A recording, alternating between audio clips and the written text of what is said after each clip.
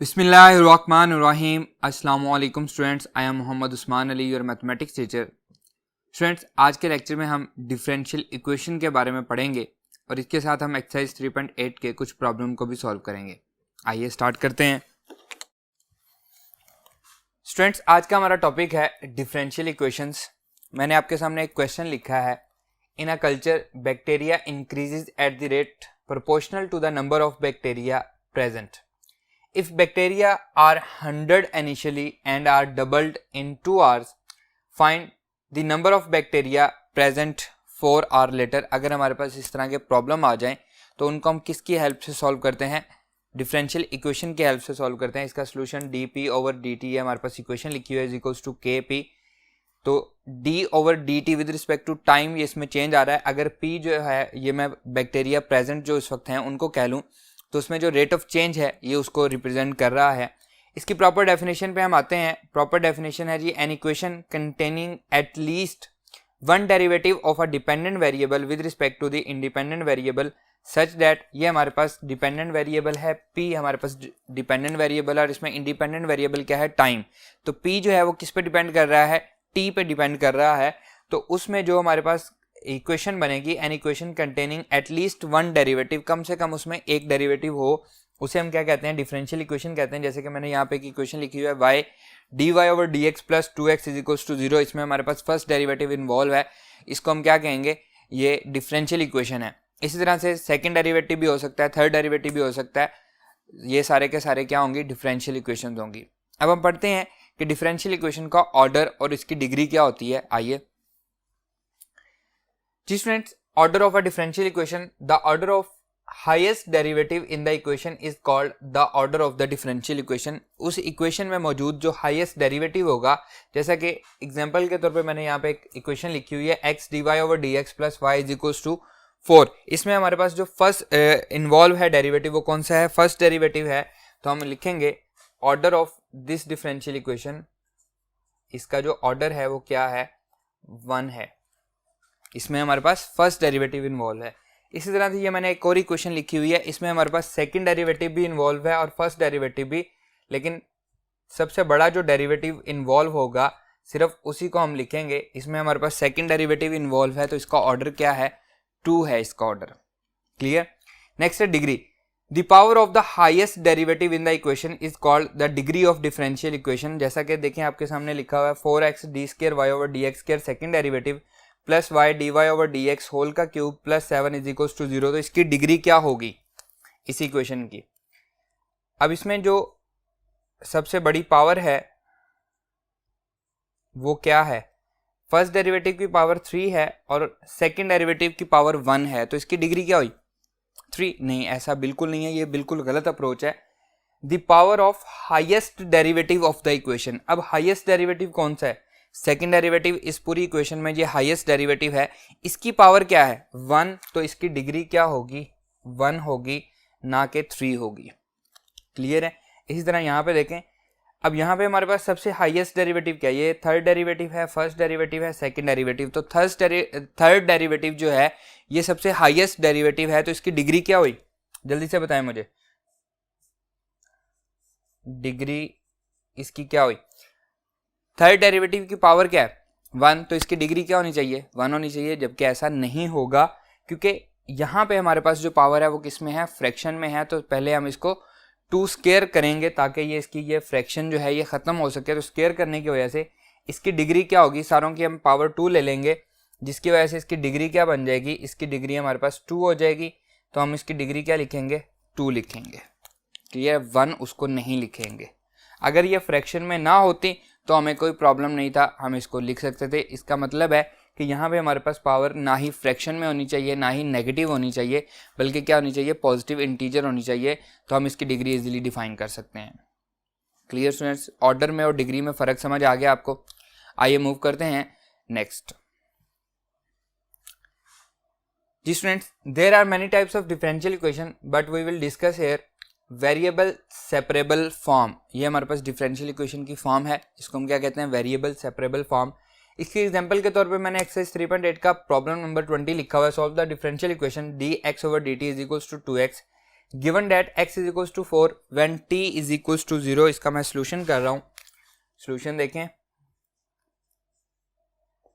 dx over dt is equals to 2x।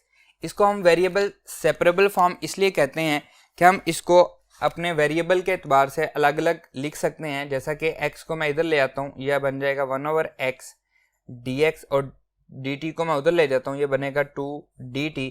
मैंने इसको separate कर लिया x वाले के हिसाब से, x वाले को सेपरेट कर लिया, और t यहाँ पे था नहीं तो मैंने कांस्टेंट के साथ लगा दिया। अगर t का भी कोई वेरिएबल होता तो वो हम इसके से सेपरेट कर सकते हैं। तो ये इन सब इक्वेशन में हम इनको सेपरेट कर सकेंगे। अगर y और x के साथ है तो y और x के साथ भी हम इनको सेपरेट कर सकेंगे। जैसे जैसे हम इसका सोल्यूशन करते जाएंगे आपको क्वेश्चंस और एग्जांपल्स मिलती जाएंगी। दोनों तरफ इंटीग्रेशन अप्लाई करते हैं, ये बन जाएगा integration 1/x dx is equals to integration two constant है 1 dt, और इसको मैं लिख सकता हूँ integration x power 1 minus 1 dx equals to 2 integration 1 dt। और इसको हम पढ़ चुके हैं कि अगर हमारे पास इंटीग्रेशन में फंक्शन दिया गया हो f ऑफ x और इसकी पावर दी गई हो -1 और साथ इसका डेरिवेटिव दिया गया हो f dash of x dx, तो इसका आंसर क्या होता है? log natural x plus c इसका आंसर होता है। अब यहाँ पे देखें x और x का डेरिवेटिव क्या है, x की पावर -1, x का डेरिवेटिव क्या 1 है, साथ गिवन दिया गया, तो हम इसको क्या लिखेंगे? log नेचुरल x लिखेंगे। आइए लिखते हैं जी स्टूडेंट्स। लेफ्ट साइड पे बनेगा log नेचुरल x और राइट साइड पे बनेगा 2 एज इट इज़, और 1 की इंटीग्रेशन क्योंकि वेरिएबल t है तो t आ जाएगी, प्लस क्या आएगा c। एक बात आपने याद रखनी है, अब हम जितने भी क्वेश्चन करेंगे डिफरेंशियल इक्वेशन के, आपका आंसर लॉग में नहीं आना चाहिए। अगर लॉग में आंसर आ रहा है तो इसे हम एक्सपोनेंशियल में कन्वर्ट करेंगे, taking exponential on both side, taking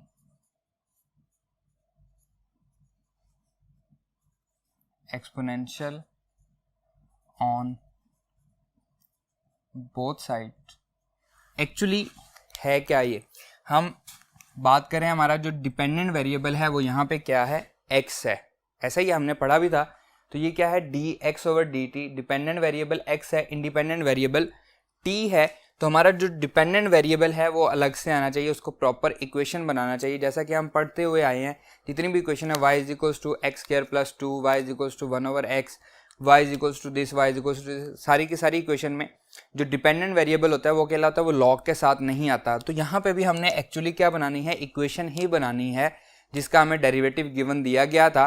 तो इसलिए हमारे पास जो डिपेंडेंट वेरिएबल है वो लॉग की फॉर्म में नहीं आना चाहिए। उसको हम ख़त्म करने के लिए लॉग को हम क्या लेते हैं? उसका एक्सपोनेंशियल लेते हैं।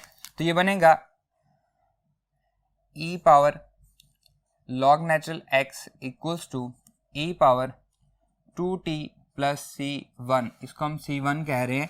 अब मैंने इसको c1 क्यों कहा है ये मैं अभी आपको एक्सप्लेन करता हूँ। एक्सपोनेंशियल लॉग आपस में एंटी होते हैं, तो x is equals to e power 2t into e power c1। Base same हो तो पावर्स ऐड होती हैं, और ऐड हुई पावर्स को हम अलग कर सकते हैं।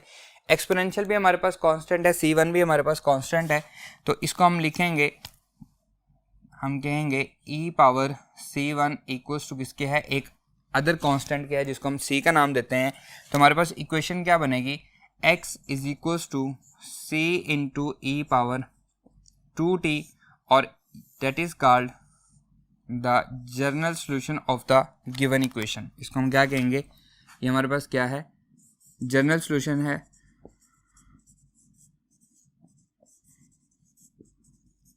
General solution of the given equation. अब c की हर वैल्यू के लिए एक नया सोल्यूशन आएगा। अगर c1 होगा तो हमें एक सोल्यूशन मिलेगा, c2 होगा तो सेकंड, c0 होगा तो सोल्यूशन मिलेगा, c-1 होगा तो। इसका मतलब है कि c की इन्फिनिट वैल्यूज़ के लिए हमारे पास इन्फिनिट मैनी सोल्यूशन यहाँ पे एग्जिस्ट कर रहे हैं, इसीलिए हम इसको क्या कहते हैं? जनरल सोल्यूशन कहते हैं।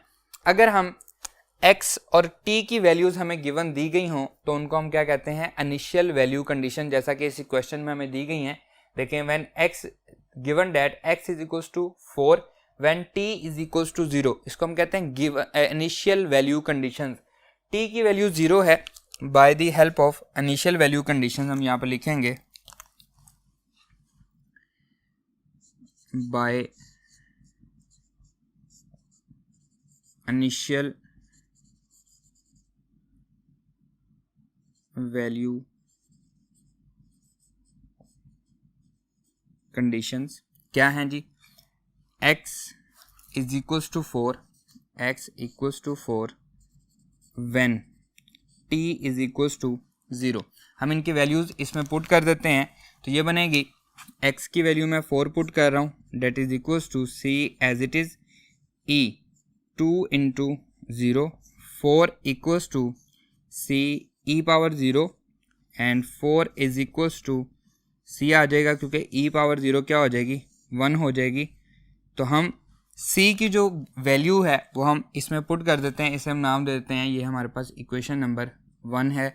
Put in equation number 1, equation number 1 में पुट करेंगे तो हमारा आंसर बनेगा x is equals to 4, c की वैल्यू हमने पुट की, e पावर 2t, तो that is called the particular solution.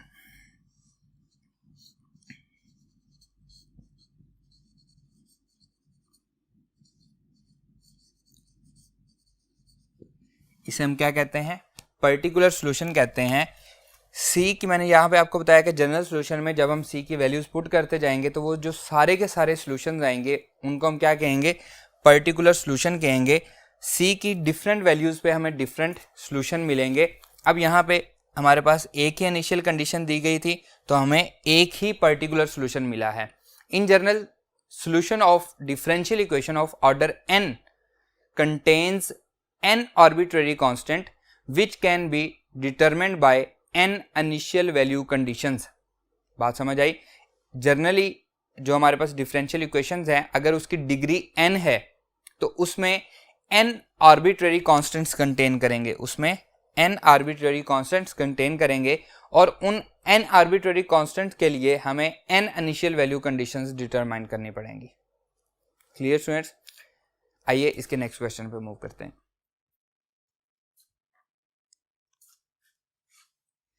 Ji students, next problem है problem number 21। Solve the differential equation ds over dt plus 2st is equals to 0. Also find the particular solution if s is equals to 4e and when t is equals to 0। Initial value condition हमें दी गई हैं। Solution देखें, ds over dt plus 2st equals to 0। इसे हम separate कर सकते हैं, ds over dt equals to minus 2st 1 over s into ds equals to minus 2t dt। Dependent अलग हो गया, इंडिपेंडेंट अलग हो गया। ये आ जाएगा जी, इंटीग्रेशन दोनों साइड पे अप्लाई करेंगे तो 1 over s ds is equals to minus 2 integration t dt। इसको जब हम इंटीग्रेट करेंगे तो ये बनेगा log natural s equals to minus 2 t square divided by 2 plus c1। क्योंकि यहाँ पे क्या आया है, log आया और हमें क्या लेना है, एक्सपोनेंशियल लेना है, तो उससे c1 जो है वो c में कन्वर्ट हो जाएगा। That is equals to log natural s equals to 2 से 2 कैंसिल हो जाएगा, minus t square plus c1। अब हम क्या करेंगे जी, दोनों तरफ एक्सपोनेंशियल लेंगे। आइए जी स्टूडेंट्स, taking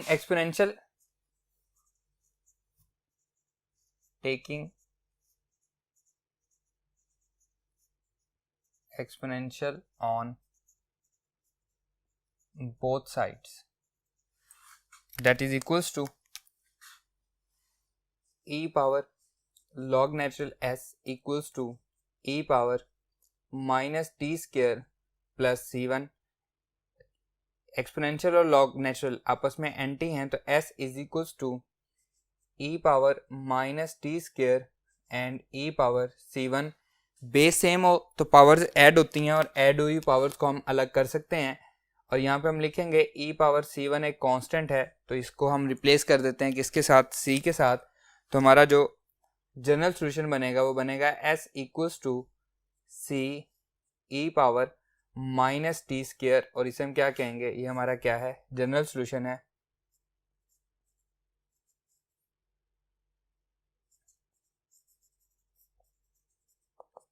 क्लियर। अब हमें इनिशियल वैल्यू कंडीशंस दी गई हैं by initial value conditions.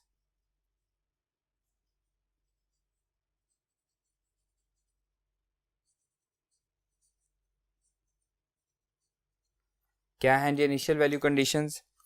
s is equals to 4e when t is equals to 0। s की और t की वैल्यू हम पुट कर रहे हैं 4e equals to c into e power minus 0 का स्क्वायर 0 ही रहेगा। 4e equals to e power 0 1 हो जाएगा, तो c की वैल्यू आ जाएगी e 4e। इसको हम पुट कर देंगे जनरल सॉल्यूशन में, put into general solution that will be equals to s equals to c की जगह 4e into e power minus t square, यहाँ पे बेस सेम है तो पावर्स क्या होंगी, ऐड होंगी। s equals to 4 e power यहाँ पे 1 है तो ये हो जाएगा 1 माइनस टी स्क्वायर। इन दोनों को मैंने क्या कर दिया, ऐड कर दिया, और ये हमारा आंसर भी है, और इसे हम क्या कहते हैं, पर्टिकुलर सॉल्यूशन कहते हैं। और उसने कहा भी यही था कि पर्टिकुलर सॉल्यूशन हमने फाइंड करना है, पर्टिकुलर सॉल्यूशन। क्लियर स्टूडेंट्स, आइए मूव करते हैं नेक्स्ट प्रॉब्लम पे। जी स्टूडेंट्स, नेक्स्ट है problem number 6 initial value conditions का एक और क्वेश्चन भी है, क्वेश्चन नंबर 19। वो आपके लिए होमवर्क है, आपने खुद से उसको सॉल्व करना है। अब हम स्टार्ट कर रहे हैं, सारे के सारे वेरिएबल सेपरेबल फॉर्म के क्वेश्चन हैं, इनको हम सेपरेट करते जाएंगे और सॉल्व करते जाएंगे। बहुत ही ईजी क्वेश्चन हैं। सोल्यूशन देखें, sine y cosecant x d y over d x equals to 1। अब y वाले को सेपरेट कर लेते हैं, x वाले को सेपरेट कर लेते हैं। ये आएगा sine y d y equals to 1 over cosecant x, ये इधर आके डिनोमिनेटर में आ गया, और dx इधर जाके क्या हो जाएगा, मल्टीप्लाई हो जाएगा। अब इसको हम लिख सकते हैं sine y d y equals to cosecant 1 over cosecant क्या होता है, साइन होता है, साइन x dx। दोनों साइड में इंटीग्रेशन ले लेंगे, integration sine y d y equals to integration sine x dx। And we know that page number 125 पे हम पढ़ के आए हैं integration of sine x dx equals to minus cos x plus c, that is equals to integration of sine y, ये आ जाएगा जी minus cos y is equals to sine x की इंटीग्रेशन क्या आएगी, minus cos x, and plus क्या लिखेंगे हम, c लिखेंगे। अब यहाँ पे इधर भी इंटीग्रेशन ले रहे हैं, इधर भी इंटीग्रेशन ले रहे हैं, लेकिन c मैं सिर्फ और सिर्फ x वाली साइड पे लगा रहा हूँ, या मैं कहूँगा कि हम c जो है सिर्फ और सिर्फ इंडिपेंडेंट वेरिएबल के साथ लगाएंगे, जिसके रिस्पेक्ट हम डेरिवेटिव हमें गिवन दिया गया है x के रिस्पेक्ट, तो हम उस साइड पे c लगाएंगे। जिसकी हमें इक्वेशन बनानी है, जो हमारा डिपेंडेंट वेरिएबल होगा, उस साइड पे हम c नहीं लगाएंगे। क्लियर है? या इससे भी मजीद आसान अगर आप करना चाहें तो दोनों साइड पे c लगाएं, c1 c2 कर दें, इधर भी c1 लगा दें, इधर c2 लगा दें। उसको जब हम इधर लाएंगे तो ये बनेगा c2 माइनस c1, जो कि क्या है, कांस्टेंट ही है। उसको आप रिप्लेस कर दें c के साथ, जैसे हम प्रीवियस क्वेश्चन में रिप्लेस करते रहे हैं, उसमें कोई गलती नहीं है, आपका ईजी हो जाएगा। अब यहाँ पे अगर मैं माइनस कॉमन ले लूँ तो ये आ जाएगा cos y equals to minus cos x minus c, और यहाँ पे मैं ब्रैकेट लगा देता हूँ, ये माइनस कॉमन आ गया, ये माइनस c आ गया, माइनस से माइनस कैंसिल हो जाएगा, ये आ जाएगा cos y equals to cos x minus c, और माइनस c को मैं रिप्लेस कर देता हूँ c के साथ, क्योंकि एक कांस्टेंट ही है, minus c is equals to c। तो हम इसको लिख सकते हैं cos y equals to cos x plus c, और ये हमारा रिक्वायर्ड आंसर भी है। Clear students? इसी तरह इजी से क्वेश्चन है, हम इनको सॉल्व करते हैं। आइए नेक्स्ट पे मूव करते हैं।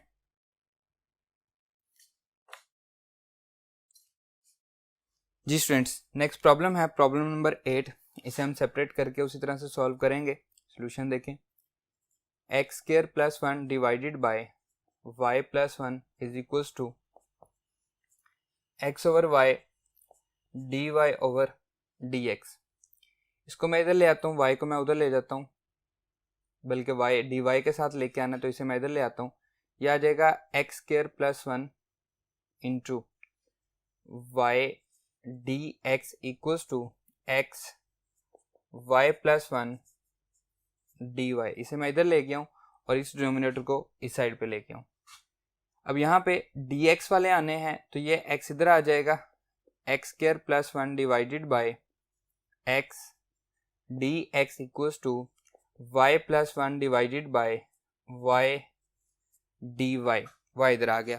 अब वाई वाला हमारे पास डिपेंडेंट वेरिएबल है, इसे मैं पहले लिख लेता हूँ, y plus 1 divided by y d y. फर्क कोई भी नहीं पड़ता, बस हम इसको अरेंज कर रहे हैं ताकि जो मेथड हम चलाते आ रहे हैं हम उसी को फॉलो करते जाएं, अदरवाइज इसमें कोई चेंज नहीं आता। y over y plus 1 over y d y दोनों के साथ अलग अलग डिवाइड हो गया, is equals to x square over x plus 1 over x, और साथ क्या आ जाएगा, डी एक्स आ जाएगा। क्लियर। y ओवर वाई 1 बचेगा, 1 plus 1 over y into d y equals to ये बचेगा x plus 1 over x into d x. Clear. दोनों तरफ इंटीग्रेशन अप्लाई कर देंगे, ये आ जाएगा integration 1 plus 1 over y d y equals to integration x plus 1 over x d x. Clear. अब हम क्या करेंगे, दोनों पे अलग अलग इंटीग्रेशन अप्लाई करेंगे। आइए जी स्टूडेंट्स, ये बन जाएगा integration 1 d y plus integration 1 over y d y equals to integration x d x plus integration 1 over x d x. ये बनेगा y plus log natural y equals to ये आ जाएगा जी x square divided by 2 plus log natural x plus c1। Clear. y को हम उधर ले जाएंगे, ये आ जाएगा log natural y minus log natural x equals to x square divided by 2 minus y plus c1। Clear. We know that log अगर minus हो रहा हो तो डिवाइड होता है, हम इसको लिखते हैं log into x over y. यह आ जाएगा x square by 2 minus y plus c1 taking exponential